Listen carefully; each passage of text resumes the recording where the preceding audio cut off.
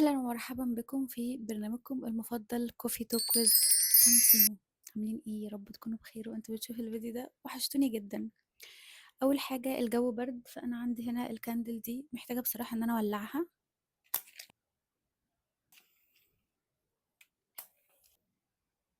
تدفي الأوضة بس شوية، لان بجد الجو تلج. ومش معنى الجو برد ان انا مش هعمل ايس كوفي، يعني اكيد دي نكرة ودي نكرة.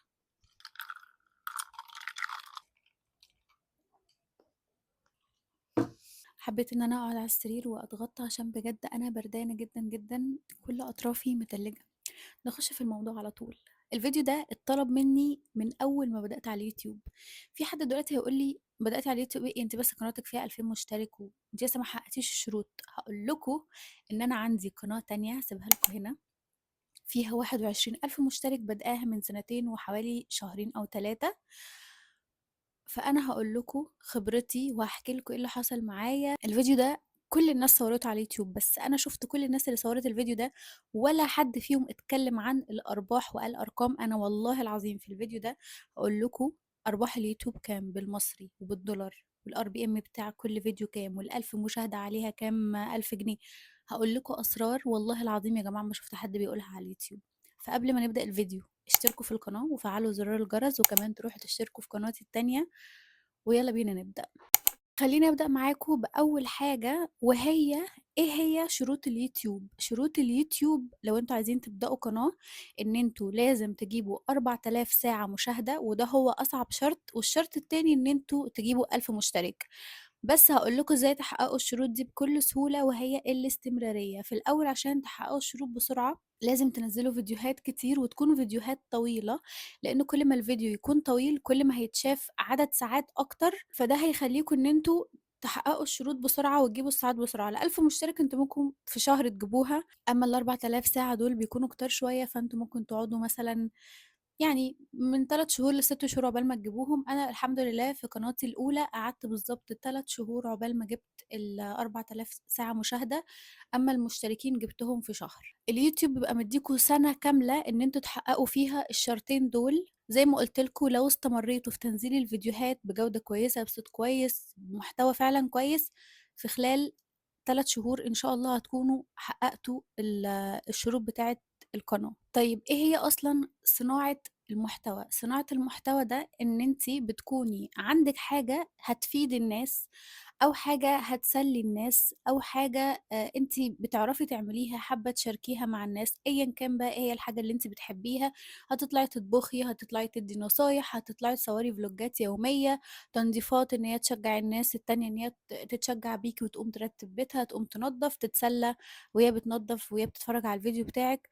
أي حاجة أنتم بتعرفوا تعملوها بتحسّوا إن أنتم شاطرين فيها، دي كده اسمها صناعة محتوى، أو بقى اسمها صناعة محتوى، لإن دي خلاص بقت شُغلانة.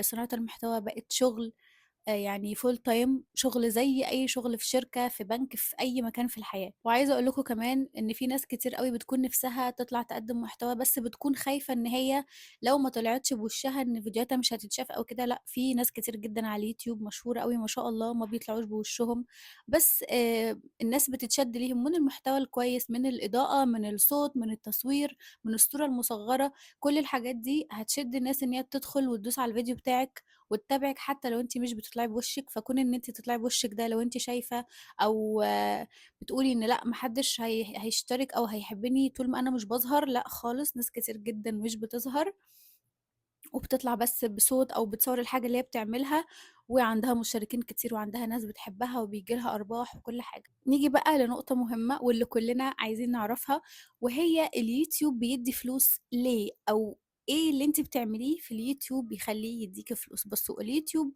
بييجي لِك دَخْل عن طريقه يعني دَخْل عن طريقين من اليوتيوب. أول دخل اللي هو من اليوتيوب نفسه، يعني أنتم دلوقتي وأنتم بتتفرجوا على الفيديو ده هتلاقوا إن مثلًا في أول الفيديو ظهر لكم إعلان، في نُص الفيديو بيظهر لكم إعلان، في آخر الفيديو بيظهر لكم إعلان. فأنا باخد فلوس من الإعلانات دي، تشوفي الإعلان أو تضغطي على الإعلان وتخشي تشتري حاجة من الإعلان، أو تكمّلي الإعلان للآخر أو تتخطّي الإعلان. كل مرحلة من دول أنا باخد عليها فلوس معيّنة، أنا ما أعرفش هي بتتحسب إزاي، بس الفلوس اللي اليوتيوب بيدّيها لي فهو بيدّيها لي من الإعلان اللي أنتم بتشوفوه على الفيديو. الناس دي مثلًا لو ظهر لكم فيديو لطلبات، لأمازون، لنون، لأيًا كان الbrand اللي ظهر لكم، الناس دي بتكون متعاقدة مع اليوتيوب إن هو يعمل لهم إعلانات على فيديوهات اليوتيوبر اللي هو إحنا. دي كده بتكون أول طريقة زي ما قُلت لكم إن أنا باخد فلوس، أرباحي بتيجي لي من الإعلانات اللي أنتم بتشوفوها في أول الفيديو أو في نُص الفيديو أو في آخر الفيديو. طريقة تانية بقى وهي بتكون فلوس أو حاجة من برّه اليوتيوب خالص، يعني مثلًا أنتم هتلاقوا ناس كتير جدًا بتطلع في فيديو بتقول إن الفيديو ده برعاية كذا أو الفيديو ده بالتعاون مع SHEIN، بالتعاون مع موقع مش عارفة إيه، بالتعاون مع موقع تيمو. فالbrand ده أو الموقع ده بيكون مثلًا مكلمني أنا كيوتيوبر وبيقول لي مثلًا أنا عاوز تدخلي تختاري مثلًا حاجات من على SHEIN. ده في بقى يعني بُصّوا هُم بيتقسموا لحاجتين، أول حاجة إن أنتِ مثلًا يكون هيدّيكِ gift بس ما لكيش budget، مش هتاخدي فلوس منه، أنتِ مجرد هتاخدي بس منه الgift وتطلعي تعلني عنها في فيديو على اليوتيوب، أو إن أنتِ هتاخدي الgift وبيدّيكِ كمان فلوس وبرضه بتطلعي تصوّري فيديو على اليوتيوب. فأنتِ كده بتبقي كسبتِ من ناحيتين، كسبتِ من ناحية إن مثلًا SHEIN ادّاكِ فلوس وادّاكِ هدوم ليكِ وأنتِ طلعتِ صوّرتيها ونزّلتيها على اليوتيوب، وفي نفس الوقت الناس بتكون اتفرّجت على الفيديو ده على اليوتيوب وجالِك منّه فلوس، فأنتِ كده كسبتِ من طريقتين. وعايزة أقول لكم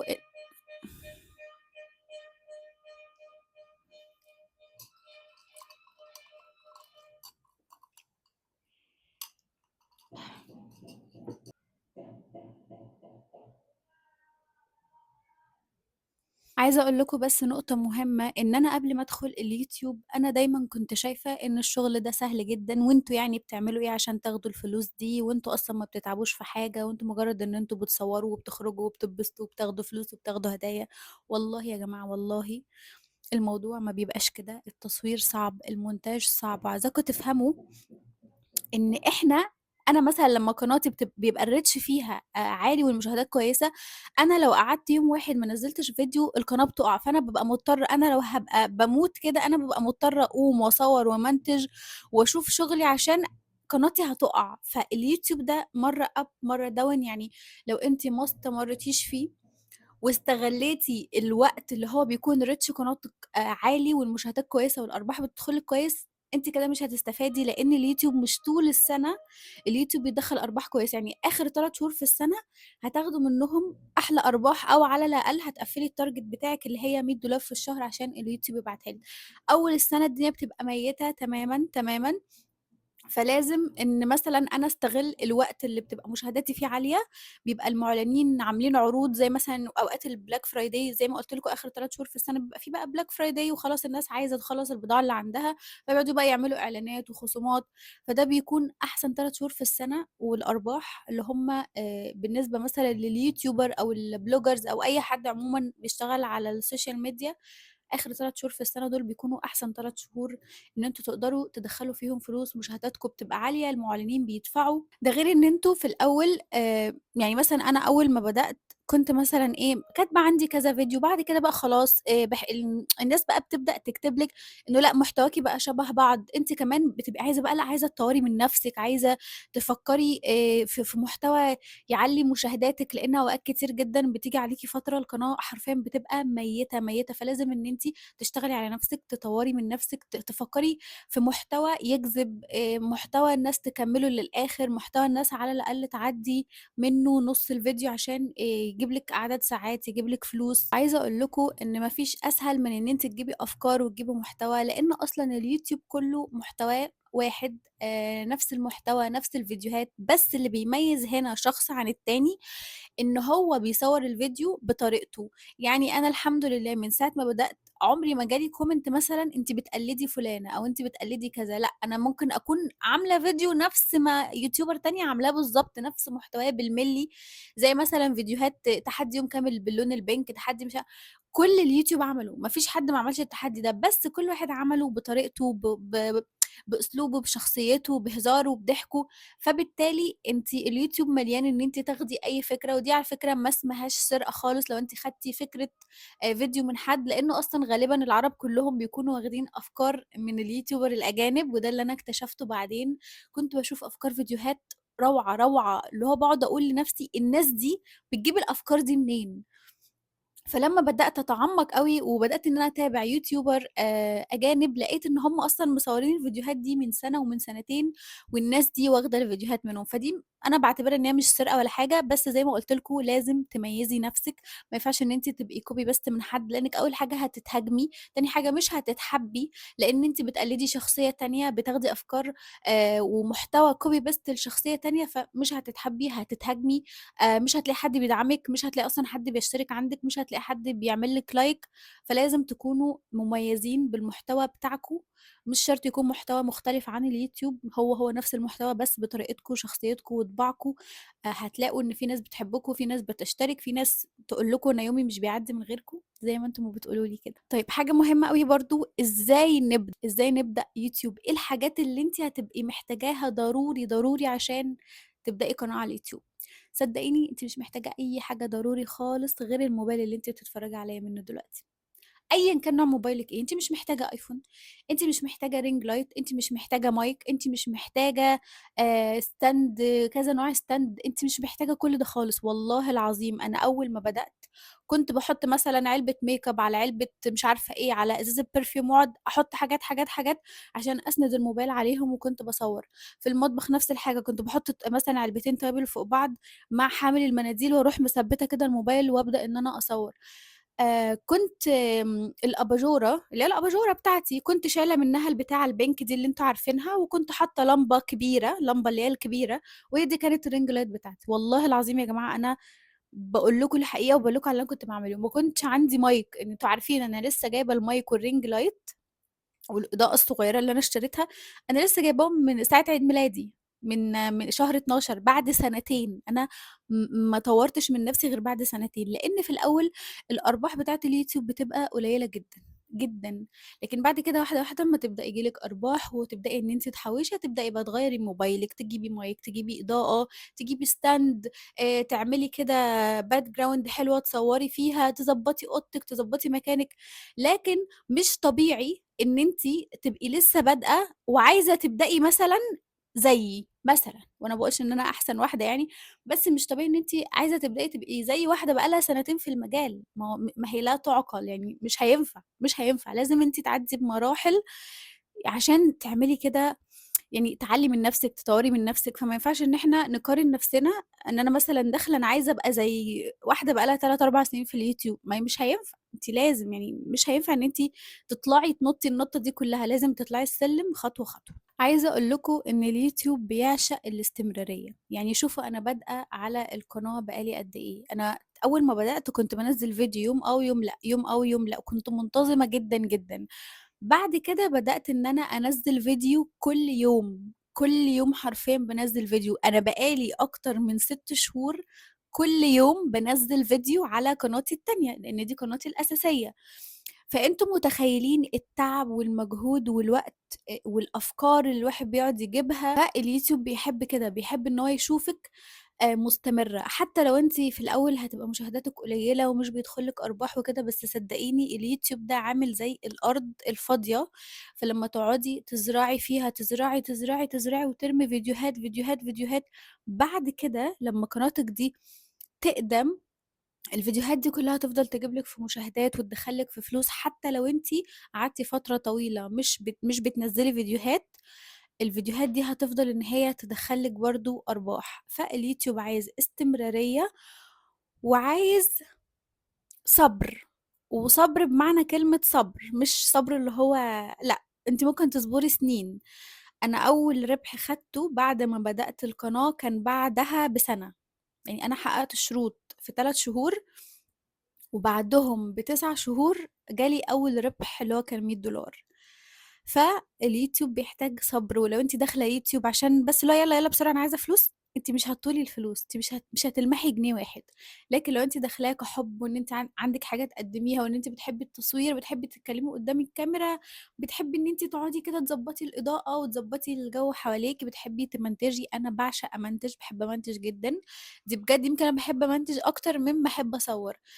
فالحاجات دي كلّها حاجة أنتِ بتحبيها فهتلاقي منها نتيجة، لكن لو أنتِ بس داخلة غرضِك الفلوس، أنتِ هتبقي داخلة قرفانة وطهقانة وزهقانة، عايزة تعملي أي حاجة، عايزة تكروتي أي فيديوهات، عايزة تنزّلي أي فيديوهات عشان خاطر بس أنتِ هدفِك حاجة معيّنة اللي هو الفلوس، فالموضوع يبقى صعب عليكِ جدًا، هيبقى مرهق جدًا، لإن اليوتيوب فعلًا بيحتاج صبر كبير أوي، يمكن اليوتيوب من أصعب المنصات اللي أنتِ ممكن تتشهري عليها، عكس تيك توك، عكس إنستجرام، اليوتيوب صعب جدًا. اعملي حسابِك إن أنتِ ممكن تقعدي تصوّري يوم كامل عشان تطلّعي فيديو بس 12 دقيقة. ممكن يبقى فيديو زي اللي أنا قاعدة باصوّره ده، أنا ممكن أقعد أصوّره أتكلّم كده ساعتين، أنا بقى باقعد أمنتج فيه وأخلّصه مثلًا على 20 دقيقة، على 30 دقيقة، على 15 دقيقة، لإن أنا بتبقى في مثلًا حاجات كتير باقولها، فحاجات باحس لأ اللي حاجات ما لهاش لازمة، حاجات مش مهمة، فباضطر إن أنا أقعد أقصقص، أقصقص عشان أنتم ما تزهقوش وتاخدوا المختصر المفيد في الموضوع كلّه. ندخل بقى في أهم نقطة في الفيديو وهي الأرباح. أرباح اليوتيوب بتبقى كام؟ هل كل يوتيوبر بياخد زي التاني والّا لأ؟ فبُصّوا يا جماعة الموضوع ده والله العظيم، والله العظيم أنا لحد دلوقتي مش قادرة أفهم اليوتيوب بيحسبها إزاي. أنا أوقات كتير بانزّل فيديو، الفيديو ده بيكون جايب لي تقييم 1/10، يعني بيكون اتشاف بسرعة جدًا وعدد مشاهدات كبير أول ما نزل، أول ساعتين 3 نزل فيهم، والفيديو ده بيكون جاب لي مشاهدات ولايك كتير وcomment كتير، بس الفيديو ده بتكون أرباحه قليلة جدًا، أنا بابقى هاتجنن، هاتجنن والله العظيم، وفعلًا بانام منكدة، وباقعد أسأل نفسي إزاي فيديو زي كده جايب لي 1/10 جايب لي مشاهدات كتير ويجيب لي أرباح قليلة، أوقات كتير أنزّل فيديو ممكن يكون جايب لي 8/10 أول ما نزل ساعتين ما كمّلش حتى ال1000 مشاهدة، وآجي أبُص على أرباح الفيديو ده تاني يوم، ألاقي الفيديو ده جايب لي مثلًا أرباح يمكن 3، 4 أضعاف الأرباح اللي كان الفيديو اللي المفروض كان يجيب أكتر جايبها لي، فأنا والله مش قادرة أفهم هو اليوتيوب بيحسبها إزاي؟ اليوتيوب أنا مش عارفة، أنا مش عارفة، بس أنا عاوزة أفهّمكم حاجة، ركّزوا معايا بقى عشان عاوزاكم تفهموا النقطة دي كويس. ال1000 مشاهدة عليها أرباح كام؟ بُصّوا يا جماعة في حاجة جوّه في اليوتيوب طبعًا أنتم مش بتشوفوها بس إحنا بنشوفها، اسمها الRPM، الRPM دي اللي هي 1000 مشاهدة بيكون مكتوب لِك تحتها كده ال1000 مشاهدة بتاعة قناتِك أنتِ، طبعًا دي بتختلف في كل قناة، وبتختلف أصلًا في كل قناة من يوم ليوم، يعني أنا الRPM بتاعي دي اللي هي لكل 1000 مشاهدة، المبلغ ده بيختلف من يوم ليوم. طيب الRPM بتاعي أنا دلوقتي وأنا باصور لكم الفيديو ده على قناتي التانية، الRPM بتاعي كام؟ اللي هو ال1000 مشاهدة بتاعتي على قناتي التانية بتجيب لي كام؟ والله، والله، والله 55 سنت، يعني ال1000 مشاهدة على قناتي التانية بتجيب لي نُص دولار، يعني احسبوها بقى كده لو أنا مثلًا نزّلت فيديو، الفيديو في اليوم ده جاب لي 5000 مشاهدة، كل 5000 مشاهدة عليهم نُص دولار، يعني الفيديو ده ال5000 مشاهدة اللي هو جابهم لي في أول يوم هيجيب لي أقل تقريبًا من 3$، احسبوها واكتبوا لي في الcomment الفيديو ده كده يبقى جايب لي كام مشاهدة.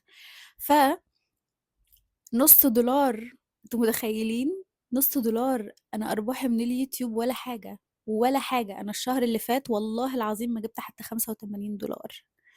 أنا بافهّمكم بس إن بتبقى في ناس فاهمة إن إحنا بناخد فلوس كتير، هو اليوتيوب بيدّي فلوس كتير، بس مش لكل الناس، في ناس الRPM بتاعها $3، في ناس الRPM بتاعها $50 على حسب مشاهداتِك، على حسب أنتِ أصلًا منين، يعني هتلاقوا مثلًا أو على حسب المشاهد اللي بيتفرّج عليكِ ده منين، يعني هاقول لِك حاجة مثلًا، أنا دلوقتي هنا في مصر، لمّا أنتِ بتتفرّجي عليَّ وأنتِ في مصر بييجي لي منِّك أرباح قليّلة، لكن لو أنتِ في أمريكا وبتتفرّجي على الفيديو بتاعي ده دلوقتي أنتِ كده هتدخّلي لي أرباح أكتر، ليه؟ لإن المُعلن اللي هنا في مصر زي طلبات، أمازون، نون، ما بيدفعوش فلوس كتير زي الناس اللي عايشة في أمريكا، ما هيظهر لها إعلان من Apple، من Samsung، من Chanel، من Dior، أنتم فاهمين قصدي؟ فالمُعلن هناك بيدفع أكتر بكتير، بيدفع بالدولار، فلمّا أنتِ تشوفيني من أمريكا أنتِ كده بتدخّلي لي أرباح كتيرة، لكن لمّا تشوفيني في مصر، المُعلن اللي في مصر بيدفع فلوس قليلة بالمصري، فطبيعي إن أنا هيدخل لي أرباح قليلة.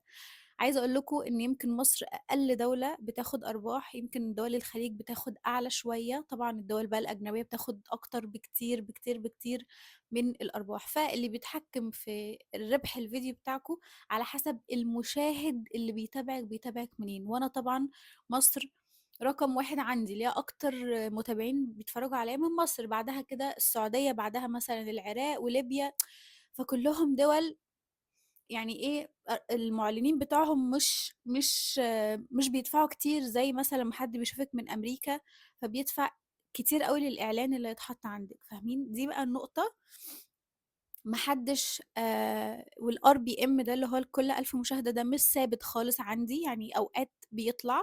يعني أنا قبل رمضان الRPM بتاعي ده كان 37 سنت، 37 سنت. أنتم متخيلين يا جماعة ال1000 مشاهدة بتجيب لي 37 سنت؟ والله العظيم أنا باقول الحقيقة.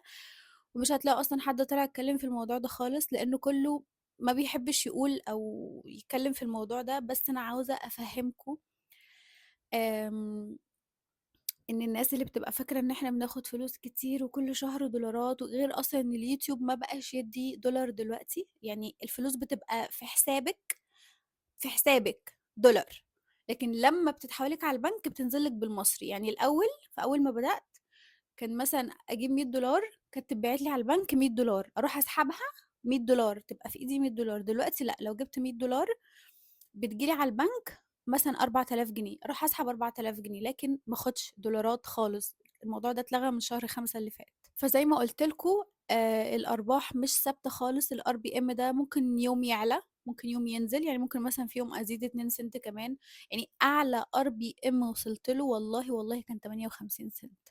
ما شُفتش، أنا بقى لي سنتين أهو على اليوتيوب، ما شُفتش الRPM بتاعي ده حتى 60 سنت، والله العظيم ما وصلت لها ال60 سنت. أنتم متخيلين يا جماعة نُص دولار! وعايزة أقول لكم حاجة كمان، إن أنتِ لو جبتِ أقل من $100 اليوتيوب مش هيبعتها لِك. حتى هو دلوقتي بالمصري لأ، لازم تجيبي $100. يعني أنا الشهر اللي فات جايبة $82 اليوتيوب ما بعتهمليش، يعني هُم في الحساب.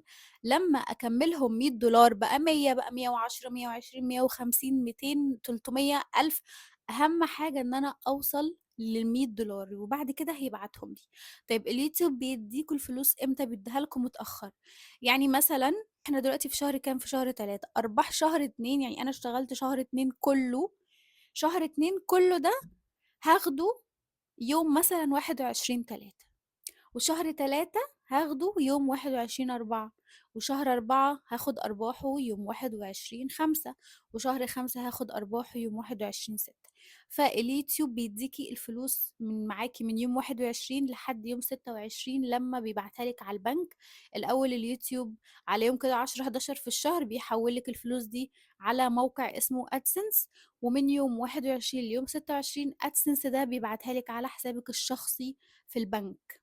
تسحبيهم بقى من ATM ينزلوا لِك في الفيزا، تروحي البنك تاخديهم، أيًا كان بقى تسحبيهم بأي طريقة عادي. فأصبح كده طبعًا اليوتيوب ما بيدخّلناش مُرتّب ثابت كل شهر. أنا من ساعة ما بدأت إن أنا ييجي لي أرباح عمري ما خدت شهر زي الشهر اللي قبله، لأ أوقات أقل، أوقات أكتر.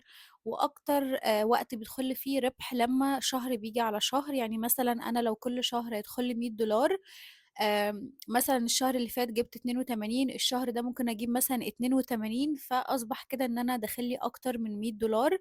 فدي بتكون حاجة كويسة إن أنتم لمّا تجمّعوا شهرين 3 على بعض بيدخل لكم مبلغ أكبر من اللي هيدخل لكم كل شهر. طبعًا الناس اللي عندها ملايين كتير أوي من المشاهدات والمتابعين والحاجات دي كلّها، فدول ناس بتاخد يعني ما شاء الله أرباح كتيرة جدًا. مرتباتهم ثابتة، مش ثابتة كل شهر مبلغ كذا، بس ثابت إن أنتم أكيد بيدخل لكم كل شهر مرتب. ففي الوقت ده تقدروا إن أنتم تلزموا نفسكم مثلًا بأي حاجة أنتم عايزينها. يعني أنا لحد دلوقتي مش قادرة إن أنا ألزم نفسي ولا بقسط، ولا إن أنا أدخّل نفسي في جمعية، ولا إن أنا أشتري حاجة وأقول هابقى أدفع، لإن أنا ما بابقاش ضامنة أنا الشهر ده هييجي لي دخل والّا لأ. فبالتالي أنا لحد دلوقتي مش عارفة إن أنا أحوّش مبلغ كويس، مش عارفة إن أنا زي ما قُلت لكم ألزم نفسي بأي حاجة، لإن أنا يعني ما أقدرش إن أنا أروح أجيب حاجة وأقول هابقى أدفع قسطها مثلًا لمّا اليوتيوب يجيب لي أرباح، لإن أنا أرباحي طبعًا القسط بيكون عايز يتدفع كل شهر، واليوتيوب مش منتظم معايا أبدًا. وبس كده. يعني لو عندكم أي سؤال اكتبوا لي في الcomment، وادعوا لي يا جماعة ربنا يوفقني في قنواتي إن شاء الله، وربنا يجعلهم كده مصدر رزق ليّا.